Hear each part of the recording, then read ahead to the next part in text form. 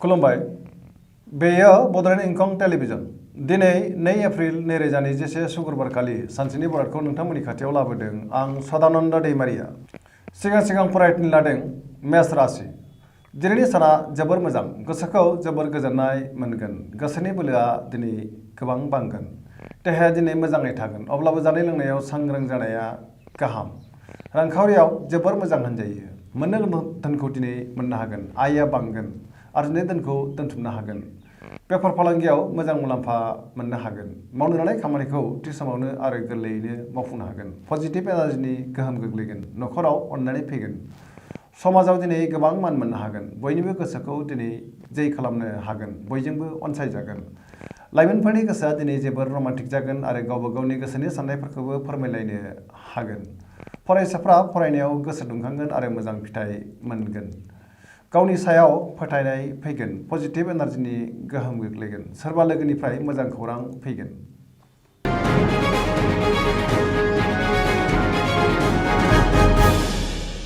वृष राशि दिनैनि साना जोबोर मोजां गोसोखौ जोबोर गोजोननाय मोनगोन मावनो लानाय खामानिखौ थि समावनो आरो गोरलैयैनो मावफुंनो हागोन रांखावरियाव जोबोर मोजां होनजायो मोननो गोनां धोनखौ दिनै मोननो हागोन बेफार फालांगियाव जोबोर मोजां मुलाम्फा मोनगोन न'खराव बिसि फिसायनि गेजेराव अननानै फैगोन देहाया दिनै मोजाङै थागोन अब्लाबो जानाय लोंनायाव सांग्रां जानाया गाहाम जायखि खामानि मावा मानो दिनै गोरलैयैनो मावफुंनो हागोन गोसोनि साननायफोरा जाफुंगोन गुबुननि अनसायनाय मोनगोन पजिटिभ एनार्जिनि गोहोम गोग्लैगोन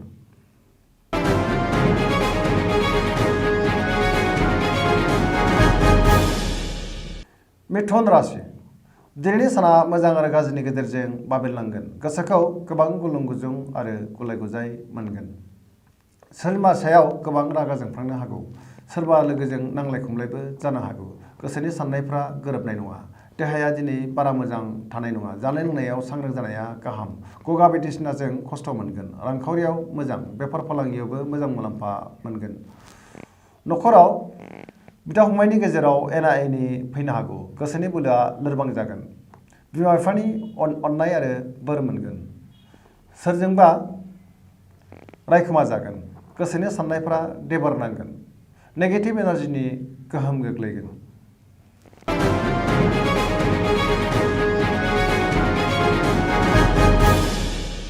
कर्कट राशि दिनैनि साना मोजां आरो गाज्रिनि गेजेरजों बाबेनलांगोन गोसोखौ जोबोर गुलाय गुजाय मोनगोन मावनो लानाय खामानिखौ थि समाव मावफुंनो गोब्राब जागोन रांखावरियाव बारा मोजां नङा नाङा फाङा खरसाया बांगोन गोबां धोननि खहा जानायनिबो सम्भाबना दङ देहाया दिनै बारा मोजां थानाय नङा गोबां रोखोमनि जेंना जेंगोनाजों नुजाथिगोन गुबुननि हेफाजाब मोननो गोब्राब जागोन न'खराव बिसि फिसायनि गेजेराव अदेबानि अनलायनाय फैगोन बिदा फंबायनि हेफाजाब मोनगोन सोरबा लोगोनिफ्राय हेफाजाब मोननो हागौ गुबुननि हेफाजाबखौ मोनगोन फरायसाफ्रा फरायनायाव गोसो दुंखांगोन आरो मोजां फिथाइ मोननो हागोन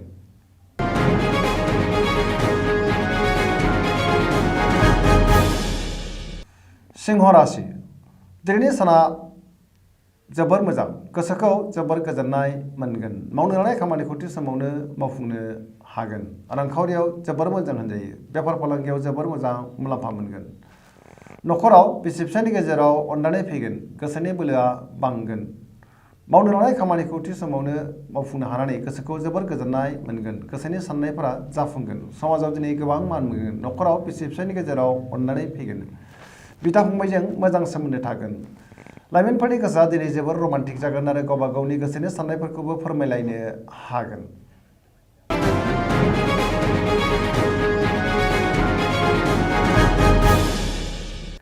कन्या राशि दिनैनि साना जोबोर मोजां गोसोखौ जोबोर गोजोननाय मोनगोन समाजाव दिनै गोबां मान मोनगोन गुबुनजों गोरोबनानै मोजां खामानि मावनो हागोन गुबुननि गोसोखौ दिनै गोरलैयैनो बोनो हागोन सोरबा लोगोनिफ्राय मोजां खौरां फैगोन रांखावरियाव जोबोर मोजां बेफार फालांगियावबो जोबोर मोजां मुलाम्फा मोनगोन देहाया दिनै मोजाङै थागोन अब्लाबो जानाय लोंनायाव सांग्रां जानाया गाहाम न'खराव बिदा फंबायजों मोजां सोमोन्दो थागोन बिसि फिसायनि गेजेराव अननानै फैगोन बिमा बिफानि अननाय आरो बोरखौ मोननो हागोन मावनो लानाय खामानिखौ थि समावनो आरो गोरलैयैनो मावफुंनो हागोन सेंग्रा सिख्लाफ्रा गोसोखौ दिनै जोबोर रमान्टिक मोनगोन आरो गावबा गावनि गोसोनि साननायखौबो फोरमायलायनोबो हागोन। फरायसाफ्रा फरायनायाव गोसो दुंखांगोन आरो मोजां फिथाइ मोनगोन। गुबुनजों अनसायजागोन।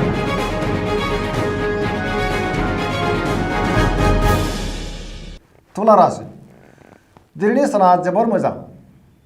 बहाबा जाफुंसार दावबायनो हानानै गोसोखौ दिनै जोबोर गोजोननाय मोनगोन। गोसोनि साननायफोरा जाफुंगोन। मावनो लानाय खामानिखौ थि समावनो आरो गोरलैयैनो मावफुंनो हागोन। पजिटिभ एनार्जिनि गोहोम गोग्लैगोन। देहाया दिनै मोजाङै थागोन। रांखावरियावबो जोबोर मोजां। मोननो गोनांखौ दिनै मोननो हागोन। बेफार फालांगियाव जोबोर मोजां मुलाम्फा मोनगोन। न'खराव बिसि फिसायनि गेजेराव अनलायनाय फैगोन। बिमा बिफानि अननाय आरो बोर मोनगोन। बिदा फंबायनि हेफाजाब मोनगोन। लोगोफोरनि हेफाजाब मोनगोन। बहाबा दावबायहैनायनि गोदान बिथांखि लानो हागोन। गोदान खामानिखौ मावनो एबा जागायनोबो हागोन।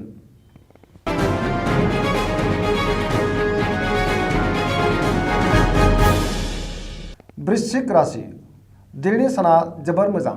रांखावरियाव जोबोर मोजां होनजायो। मोननो गोनां धोनखौ दिनै मोननो हागोन। बेफार फालांगियाव जोबोर मोजां मुलाम्फा मोनगोन। गोसोनि साननायफोरा जाफुंगोन। मावनो लानाय खामानिखौ थि समावनो मावफुंनो हागोन। गोसोनि साननायफोरा जाफुंसारजोबगोन। न'खराव अनलायनाय फैगोन। रांखावरियाव जोबोर मोजां होनजायो। बेफार फालांगियावबो जोबोर मोजां मुलाम्फा मोनगोन। देहाया दिनै मोजाङै थागोन। पजिटिभ एनार्जिनि गोहोम गोग्लैगोन। जानाय लोंनायाव अब्लाबो सांग्रां जानाया गाहाम।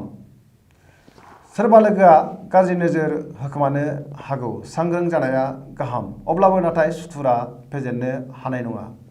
सुथुरखौ फेजेननो हागोन। जेरावबो जै जागोन।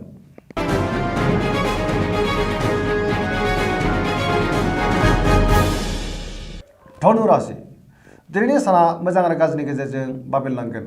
गोसोनि साननायफोरा गुलाय गुजाय जागोन। मावनो लानाय खामानिखौ थि समावनो मावफुंनो गोब्राब जागोन। गोसोनि साननायफोरा देबारनांगोन। रांखावरियाव जोबोर मोजां। बेफार फालांगियाव जोबोर मोजां मुलाम्फा मोनगोन। समाजाव दिनै मान मोनगोन। देहाया दिनै मोजाङै थागोन। अब्लाबो जानाय लोंनायाव सांग्रां जानाया गाहाम। न'खराव बिसि फिसायनि गेजेराव अनलायनाय फैगोन। फरायसाफ्रा फरायनायाव गोसो दुंखांगोन आरो मोजां फिथाइ मोननो हागोन। सेंग्रा सिख्लाफोरनि गोसोआ दिनै जोबोर रमान्टिक जागोन आरो गावबा गावनि गोसोनि साननायखौ फोरमायलायनोबो हागोन।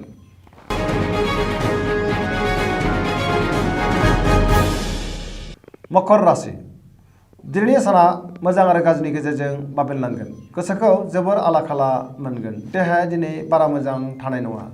जानाय लोंनायाव सांग्रां जानाया गाहाम। रांखावरियाव जोबोर मोजां होनजायो। मोननो गोनांखौ दिनै मोननो हागोन। बेफार फालांगियाव मोजां मुलाम्फा मोननो हागोन। न'खराव अनलायनाय फैगोन। गोसोनि बोलोआ बांगोन। गोबां खामानि मावनो गोसो दुंखांगोन। समाजाव दिनै गोबां मान मोनगोन। गोसोखौ जोबोर रमान्टिक मोनगोन। सोरबा लोगोनिफ्राय मोजां खौरां फैनो हागौ। सिगांनि बबेबा आद्रा खामानिखौ दिनै मावफुंनो हागोन।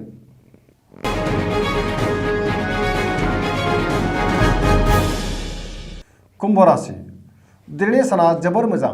गोसोखौ जोबोर गोजोननाय मोनगोन। मावनो लानाय खामानिखौ थि समावनो मावफुंनो हानानै गोसोखौ जोबोर गोजोननाय मोनसिनगोन।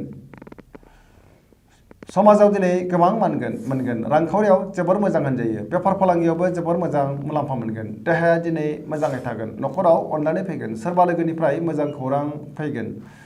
गोसोनि साननायफोरा जाफुंसारगोन। लाइमोनफोरनि गोसोआ दिनै जोबोर रमान्टिक जागोन आरो गावबा गावनि गोसोनि साननायखौबो फोरमायनो हागोन। फरायसाफ्रा फरायनायाव गोसो दुंखांगोन आरो मोजां फिथाइ मोनगोन। पजिटिभ एनार्जिनि गोहोम गोग्लैगोन।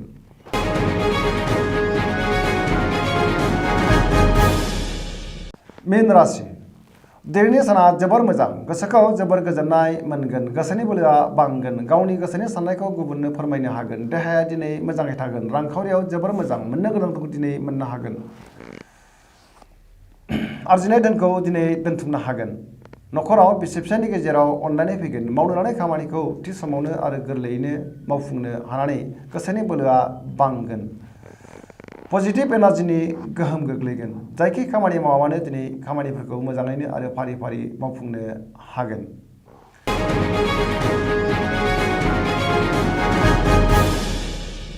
दिनैनि राशि फरायथिनाया एसेनोसै। जोबनायाव बेखौनो खावलायो जाहाथे नोंथांमोना सानफ्रामबो जोंनि बे बड'लेण्ड इंखं टेलिभिजनखौ नायबाय थायो आरो साबस्क्राइब खालामो। एसेनोसै। गोजोन्थों।